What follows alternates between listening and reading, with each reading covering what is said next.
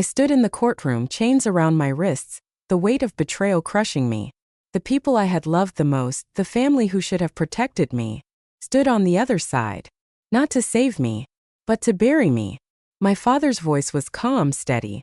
"The evidence is clear," he said, his gaze cold. "She is guilty." I opened my mouth, but nothing came out, because I had already screamed, begged, pleaded for them to see the truth. But the truth didn't matter. Because my sister? She was their golden child. And me? I was nothing but a sacrifice. I turned to her. To the sister I had once loved. The sister who now stood with tears in her eyes. Fake, perfect, practiced. "She was always jealous of me," she whispered to the court, her voice shaking. "She wanted to take everything I had." A shudder ran through the room. Sympathy. Pity. For her. Not for me. Because I had already been condemned. The judge's voice rang out, final and sharp. "You are sentenced to life in prison." I gasped. "No." A hand grabbed my arm. Cold metal tightened around my wrists. I struggled. Screamed. Begged. But no one listened. Because in their eyes, I was already gone. I was dragged away. My father wouldn't look at me. My mother wiped fake tears from her eyes. And my sister? She stood still. Watching. Smiling. Because she had won. She had stolen my life. And there was nothing I could do to stop her. Prison was hell. Lonely. Cold. Every second inside that cage felt like I was being buried alive. And when the sickness came, when the fever burned through me, when my body finally gave up, I thought, this is how my story ends. But it didn't. Because when I opened my eyes again, I wasn't in a prison cell. I wasn't covered in bruises. I wasn't dying. I was in my room. My childhood room. Soft sheets. The scent of fresh flowers. The world untouched. Like none of it had ever happened.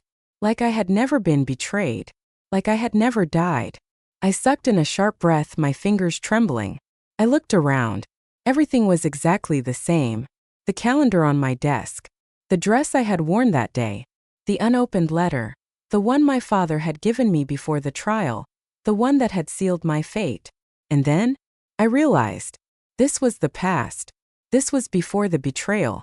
I had been reborn. A shiver ran down my spine. The realization hit me harder than any prison sentence. I was back. Back to the moment before they destroyed me. Back to the moment before they framed me. Back to the moment when I still had a choice.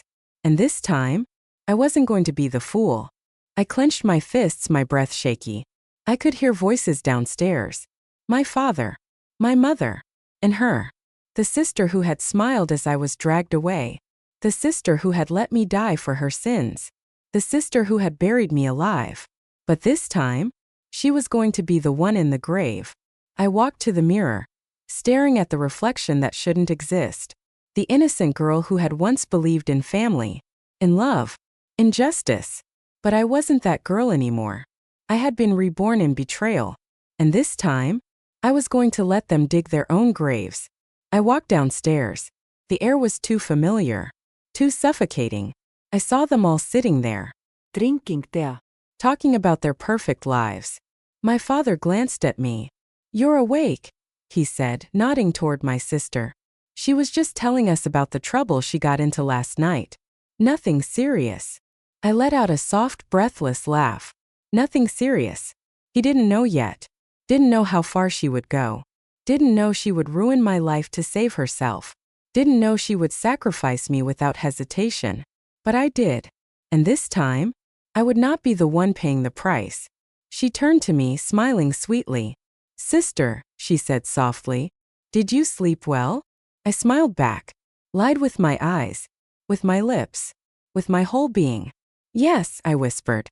"I did." Because now I was awake. And they would never see what was coming. I had been given a second chance. A chance to rewrite my fate. A chance to let them think they had won while I pulled the strings. Because I wasn't the same girl they had framed. I wasn't the same fool who had begged for justice. This time, I was the one setting the trap. I moved carefully. Slow. Patient. Because if I changed too much too quickly, they would notice. And I needed them to believe I was still the weak, naive sister. the one they could sacrifice when the time came. But when they made their move, I would already be 10 steps ahead. The first test came at breakfast. The moment my father gave me that letter. The same letter I had received before everything collapsed. I took it with steady hands, my breath even. This time, I knew what was inside. I knew it contained the forged evidence. The documents that would eventually tie me to a crime I didn't commit. And this time, I wouldn't open it. Not yet, because if I played this right, they would open their own graves without me lifting a single finger. I looked up, meeting my sister's gaze across the table. She was watching me, studying me, looking for any sign that I was different. I smiled. Soft, gentle, the way I used to, the way she expected me to. "Thank you, Father," I murmured. "I'll take care of it." My father nodded, distracted. "And my sister?" She let out a slow breath, relaxing, because she thought I was still the same fool she could manipulate. Good. Let her think that. Let her believe I was still walking into the trap. Because the moment she realized the truth, it would already be too late. Over the next few days, I played my role perfectly. I let them see me working, preparing, trusting them. I let them see me smile when my father gave my sister his usual favoritism. I let them see me nodding, listening, obeying. And when my sister tested me, trying to push me into my old patterns, I let her. Because this time, I wasn't reacting. I was watching. I needed to see exactly how they were planning to betray me. I needed to memorize every step, every lie, every twisted truth. Because once I knew, I could turn their own plans against them. And the first major clue came sooner than I expected. Late one evening, I walked past my father's study. The door was slightly open, and inside, I heard my sister's voice. Low, careful, calculating. I stepped closer, carefully, quietly, and the words that reached my ears, they made my blood turn to ice. "We'll pin everything on her just like before." Her voice was soft, smug. "She trusts us. She won't see it coming." Silence. Then my father's deep sigh. "She won't, will she?" A pause. Then my sister's cruelest whisper. "She never did before." I closed my eyes, exhaling slowly. For a brief moment, I let myself remember. The trial. The betrayal. The way my father had stood before the judge, pretending he had no choice. The way my sister had cried fake tears. The way they had let me die for them. And now, they were about to do it again. But this time, they were the ones walking into the trap. And the best part? They didn't even know it yet. I took a slow step back, careful not to make a sound. Because if they saw me now, if they knew I was listening, it would ruin everything. I needed them to believe I was still blind, still trusting, still waiting to be sacrificed. Because when the moment finally came, when they finally threw me to the wolves again, they would realize too late. The wolves were mine. The next morning, I smiled across the breakfast table, made small talk, laughed at my sister's fake jokes, played my role so perfectly that even I almost believed it. And my sister? She smiled back satisfied, because she thought she had already won. She had no idea that her end was already written, and she was the one holding the pen. I spent the next few days collecting proof. I knew their plan now, and I knew exactly how to dismantle it, piece by piece, without them even realizing it. And my first move? I needed to find who they were working with, because my sister was cunning, but she wasn't smart enough to pull this off alone. And I had a feeling she had help. The first person I went to was the investigator who had discovered my crime in my past life. The man who had so easily planted the evidence. The man who had sealed my fate. I found him at a high society gathering, drinking expensive whiskey, laughing with people who thought they were untouchable. And when he saw me, he hesitated, like he hadn't expected me to be there, like he already knew something was wrong. Good. He should be afraid, because this time, I was the one playing the game. I approached him, my expression carefully neutral. "Detective." He swallowed hard but forced a smile. "Miss, what a surprise." I tilted my head. "You look nervous." He let out a forced chuckle. "Not at all. I just didn't expect to see you here." I took a step closer. "Neither did I." His throat bobbed. I smiled. Soft, Innocent. Dangerous. I leaned in slightly, dropping my voice so only he could hear. I know what you did. His breath hitched. I smiled wider. And I know who paid you to do it. His face drained of color. I leaned back, sipping my drink. See you soon, detective.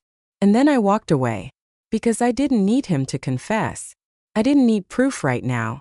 I just needed to see him panic. Because when people panic, they make mistakes.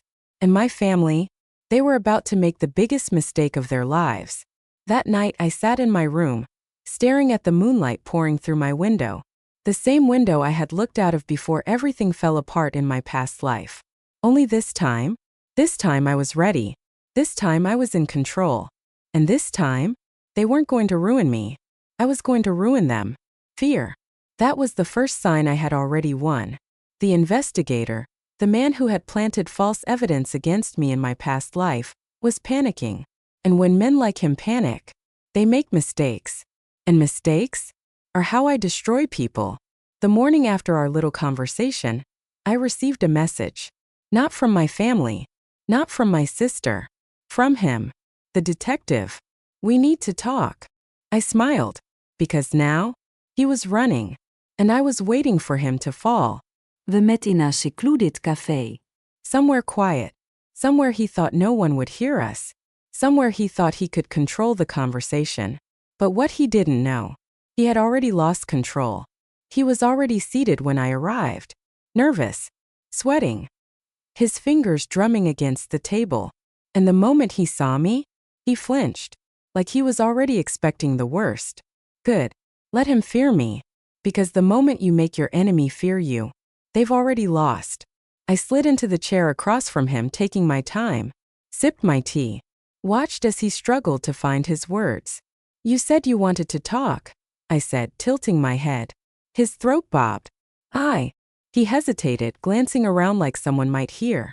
Like someone might be watching. And for the first time I saw it. The cracks. The paranoia. The guilt. And all I had to do was push him over the edge. I leaned in slightly, lowering my voice. You helped them frame me. His hands tensed around his cup. He didn't deny it. Didn't even try. Which meant he knew I had proof. Even if I didn't. Because guilt? It makes people confess before they even realize it. I took another sip of tea, watching him carefully. So tell me. I placed my cup down, tilting my head. Was it just money? He inhaled sharply. His lips parted, but no words came out. Which meant I was right. I let out a soft laugh. Of course it was. I shook my head. How much was my life worth? His eyes darted around again. You don't understand. I cut him off. Och, Ido. I leaned in, my voice cold. You think you're untouchable. His breath hitched. I smiled. But you made one mistake. I tapped my fingers against the table. You framed the wrong person. Silence. Thick. Suffocating. And then finally, he broke. I had no choice. His voice was hoarse, like it physically hurt to admit it. I hummed. Funny. I didn't have a choice either, remember? You made sure of that. He winced. I leaned back, crossing my arms. You're scared. He swallowed hard. I smiled wider. You should be. Because now, I was going to make him my pawn. He had worked for my family before. Had taken their money, planted their lies, sealed my fate. But now, he would work for me. Because if he didn't, I would bury him first. I placed my phone on the table, tapping the screen. His eyes flickered to it. Suspicious. Cautious. Because he thought I was recording him. Because he thought I already had proof. And that was all I needed. I leaned in one last time, my voice quiet. You're going to help me. His breath caught. I held his gaze, unwavering. You're going to undo what you did. He clenched his jaw. And if I don't? I smiled. Sweet. Deadly. Then I make sure you fall first. I stood up, smoothing my dress. He remained frozen, the weight of my words sinking in. And as I walked away, I knew. I had just turned my first enemy into my first pawn. And soon, he would help me take down the rest. Including my family. Including my sister. Because she had no idea I was already inside her walls. And soon, She would be the one begging for mercy. The next morning things started shifting. The investigator made his first move. He started leaking small truths. Not enough to expose the entire crime. Not yet. Just enough to plant doubt. To make people question my sister's perfect image. To stain the golden child's reputation. And the first people to notice? My parents. They had always protected her. Had always ensured she remained untouchable. But now? They were watching cracks appear. They were seeing whispers turn into full conversations. And for the first time, they were starting to wonder if they had put their faith in the wrong daughter. My sister, of course, wasn't blind. She sensed the shift, felt the subtle change in how people looked at her, the lingering glances, the hushed conversations, the uncertainty. And she hated it, because she had spent her entire life controlling the story. And now, for the first time, she wasn't the one holding the pen. The final confirmation came one evening during dinner. My father was unusually quiet. My mother kept looking at my sister, her brow furrowed. And my sister? She was pretending nothing was wrong. But I could see it. The way her fingers gripped her fork a little too tightly. The way her smile was too forced. The way she was already preparing for a battle she didn't even know had begun. Good. Let her feel it. Let her sense the walls closing in. Because this time, she wouldn't be the one watching someone else fall. She would be the one in free fall. And there would be no one to save her. I sat back, taking a slow sip of my tea, pretending I was still the foolish, obedient sister. The one they had once thrown away without a second thought. The one they had betrayed. The one they thought would never fight back. But I wasn't that girl anymore. And now? They were all running out of time. She was slipping. I could see it. The fake smiles. The nervous glances. The way her fingers curled into fists whenever she heard my name. She knew something was wrong. She just didn't know what. And that was the best part. Because the moment you make someone fear the unknown, they destroy themselves. The rumors had taken root. The whispers had spread. People were questioning my sister's perfect image. My parents were watching, hesitating, doubting. And my sister? She was fighting an invisible enemy. Because she still thought I was clueless. Still thought I was the weak, naive girl she had framed. She didn't know that every move she made, every step she took, led her deeper into the trap. The first mistake she made? She tried to control the rumors. But control is a fragile thing. Especially when you're already losing it. She started questioning who had leaked the information. Started blaming people around her. Started turning against her own allies. And that only made things worse. The second mistake? She tried to buy her way out, bribing people to silence the whispers. But she didn't realize. I had already paid them more. I sat back and watched as her world slowly began to tilt. As she scrambled to fix something she didn't understand. As she felt the first taste of real fear. Because for the first time, she wasn't in control. And I was the one pulling the strings. My father noticed it first. The shift. The way the perfect daughter he had protected for so long was now struggling. I saw him watching her. Doubting her. For the first time he was seeing the cracks. Seeing that maybe, just maybe, he had put his faith in the wrong child. And my sister? She could feel it too. She could feel his trust slipping through her fingers. And she panicked. Her third mistake? She tried to frame me again. To distract everyone. To shift the attention back onto me. But she didn't realize. This time I was ready. It happened at an evening gala. A prestigious event filled with powerful names. The perfect place to stage a scandal. And my sister? She had planned everything. A small planted rumor. A few fake witnesses. A coincidental moment that would make it look like I was involved in something criminal. The same trick she had used before. But what she didn't know. I had set up my own trap first. I played my role perfectly. Acted surprised when the whispers started. Pretended to be unaware of the plan. And just when she thought everything was falling into place, I flipped the game. The people she had bribed? They betrayed her. Turned against her. Exposed her lies in front of everyone. And the best part? She had no idea it was coming. One moment she was standing confidently, watching me with that familiar smirk. And the next? The entire room was staring at her. Questioning her. Doubting her. And then the final blow came. Someone in the crowd spoke. A powerful name. Someone she had spent years trying to impress. And his words destroyed her completely. "I'm hearing too many lies from your mouth lately." The crowd shifted. Eyes turned. The murmurs grew louder. And my sister? She froze. I didn't need to say anything. Didn't need to move. Didn't need to lift a single finger. Because she had done this to herself. She had dug her own grave. And now? She was standing at the edge of it. Looking down. Realizing there was no way out. She turned to me. Eyes wide. Breath shallow. Panic etched into her every movement. And for the first time since I had been reborn, she looked powerless. Like a little girl who had lost her way. Like she knew she was about to lose everything. Because she was. I took a slow step toward her. Just enough so that only she could hear me. And then I whispered. "Feels different, doesn't it?" Her breath caught. I tilted my head, smiling softly. The fear. The uncertainty. The helplessness.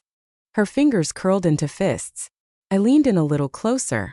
"This is what it felt like," I whispered. "When you did it to me." Her entire body went rigid. And that's when I saw it. The moment she finally realized. This wasn't a coincidence. This wasn't bad luck. This was me. And I was taking everything from her. The rest of the night was chaos. She tried to control the damage. Tried to deny life fight. But no one believed her anymore. Because she had already lost the one thing she needed most. Trust. The next morning my parents called for a private meeting. Not with her. With me. And I knew. I had one. I sat across from them, watching their uncertain expressions. For the first time they didn't look at me like a disposable daughter. They looked at me like a threat. Like someone they had underestimated. And now they didn't know what to do with me. My father spoke first. "Your sister is struggling." I raised an eyebrow. "Is she?" Silence. Then my mother sighed. "People are starting to question her. She needs support." I hummed, pretending to think. "You mean she needs someone to fix the mess she made?" Neither of them answered. Because we all knew the truth. They weren't here for family unity. They were here because they were losing. And I was the only one who could save them. But I wasn't going to. Because the woman they had thrown away? She wasn't here anymore. And the one sitting in front of them now? She wanted them to suffer. I smiled softly. I wish I could help. My father's jaw tightened. My mother's breath hitched. My smile widened. But you see, I have my own future to focus on. I stood up, smoothing out my dress. And before I left, I turned to them one last time. And in the softest, most lethal whisper I said, "You should have chosen the right daughter." Then I walked away. And for the first time, they were the ones left behind. The protagonist destroys her sister's reputation in public. And now, even their parents are doubting their golden child. But the best part? Now, her family realizes they chose the wrong side. And by the time they try to fix it, it will already be too late. She was falling apart. And this time, no one was there to save her. Not our parents. Not her once loyal friends. Not the allies she had manipulated for years. Because she had burned every bridge. And now, for the first time in her life, she was completely alone. I watched from a distance as she tried to repair the damage. As she tried to rebuild the perfect image that had already shattered. As she tried to convince everyone that I was still the villain. But no one was listening anymore. Because when trust is broken, it can never be fully restored. And she was starting to realize that. Too late. Her desperation grew. I saw it in her wild eyes at events, scanning the crowd looking for someone, anyone, who would still believe her. I saw it in the way her hands trembled when people whispered in hushed voices, their gazes no longer admiring but filled with doubt. And then, I saw it in the way she finally turned to me. Because she knew. I was the only one left. And she hated that. The first attempt was subtle. A carefully worded message. "We need to talk." I ignored it. Then another. "Please. Let's fix this." I deleted it. Then another. "You've made your point. You've won. Now stop." That one made me laugh. Because she still didn't get it. This wasn't about winning. This was about justice. And justice wasn't done yet. She couldn't stand being ignored. So she made her next move. A public display. At a high-profile gala. Surrounded by the same people who had once adored her. She walked up to me, her eyes red, her expression carefully crafted to look like a wounded victim. And in front of everyone she whispered, "You're my sister. Why are you doing this to me?" The room fell silent. Every pair of eyes turned toward us. She had cornered me in front of an audience. She thought she was in control again. But she wasn't, because I had been waiting for this. I let the silence stretch. Let the tension build. Then I smiled.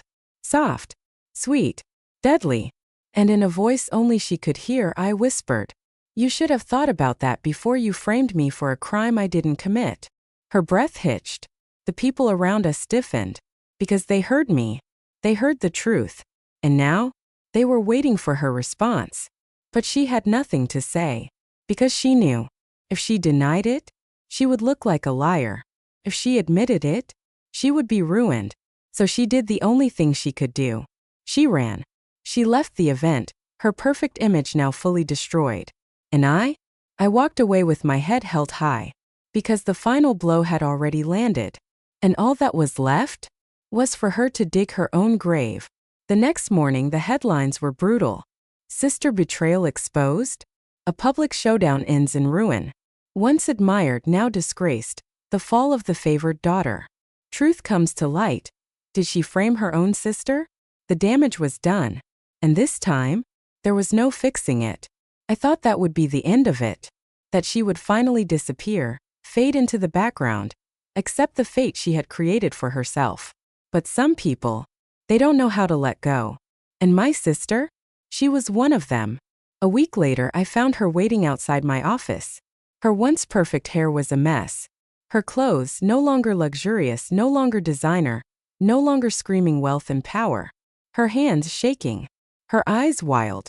She had lost everything. And now, she had nothing left to lose.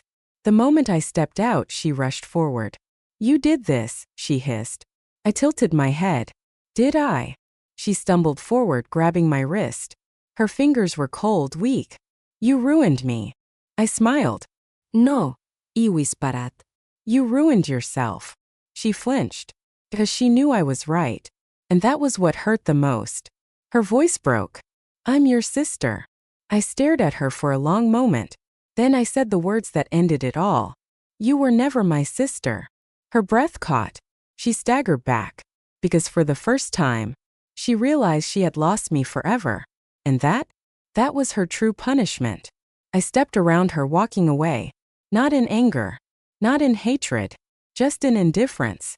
Because she no longer mattered. She no longer existed in my world. She was just a forgotten name in a past life I no longer lived in. And when I stepped forward into my future, she was nowhere to be seen. Because she had already buried herself. And I was finally free. I stood at the edge of my past. And for the first time, it no longer had the power to hurt me. My sister was gone. Not dead. Not locked away. But worse.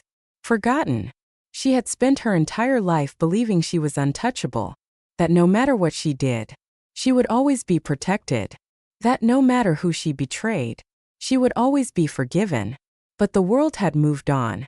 Without her. And me? I had never felt more free. The days passed. Then weeks. And not once did I think about her. Not once did I stop and wonder where she was, what she was doing. If she was trying to claw her way back into the life she had lost. Because she no longer existed in my world. She had been erased. Not by me. Not by force. But by her own actions. She had buried herself. And now she had to live in the grave she dug. One evening, as I sat on the balcony of my new home, I received a letter. No name. No return address. But I recognized the handwriting immediately. Hers. I stared at the envelope for a long moment. Then finally I opened it. The words inside were simple. No excuses. No justifications. Just one last broken confession. I thought you would always love me. I thought I would always win. I was wrong. I lost. And you? You were never weak. I just never saw the storm coming. I let out a slow breath. Not in anger. Not in satisfaction. Just in acceptance. Because I had won. and she had finally realized it. I folded the letter carefully. Then, without hesitation, I burned it. I watched as the flames consumed her words, watched as the past turned to ash, watched as the final remnants of her existence disappeared. And when the last ember flickered out, I turned away, because I had no more time for ghosts, no more time for the people who had tried to break me, no more time for a sister who had chosen to bury me alive, because this was my life now. And she? She was nothing but dust in the wind. Years passed. I built a future, a legacy, a name that was mine alone, no longer attached to the family that had once betrayed me. And when people spoke about my past, when they whispered about the scandal, about the sister who had fallen from grace, I only smiled, because that story, it didn't belong to me anymore. It belonged to her. And me? I was finally truly free.